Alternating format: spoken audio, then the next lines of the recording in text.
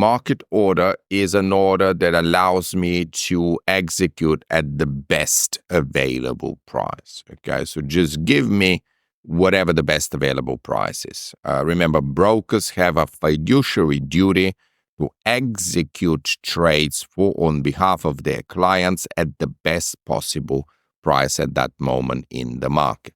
Now, a limit order, we saw the limit order book. These were people who were willing to either buy or sell at a price that was either lower or higher compared to the current market price. So, for example, if the asset's trading at 20, a limit buy could be set at 17. In other words, what I'm saying is, look, 20 is a bit too expensive for me, so I'm going to wait until the asset drops to 17, at which point my limit order will become a market order. It will execute. Likewise, if the asset was trading at 20 and I held the asset, but I thought, you know what, I don't want to sell that asset until it hits 25, I could set my limit sell order at 25. So just to summarize here, market order executes immediately at the current bid-ask spread.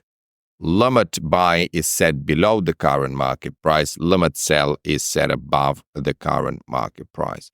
Then I've got stop losses. Guys, this is, I've done a bit of trading, and one of the most valuable and also expensive lessons that I've learned, because I wasn't doing it, expensive because I wasn't doing it, was not using stop loss or orders. So always, when you've got an open position, make sure you've got a stop loss so you know exactly what your exposure looks like. Okay, so a stop loss could be a stop loss sell order, which you would typically set on a long position. If you already own the asset at $20, but you're worried about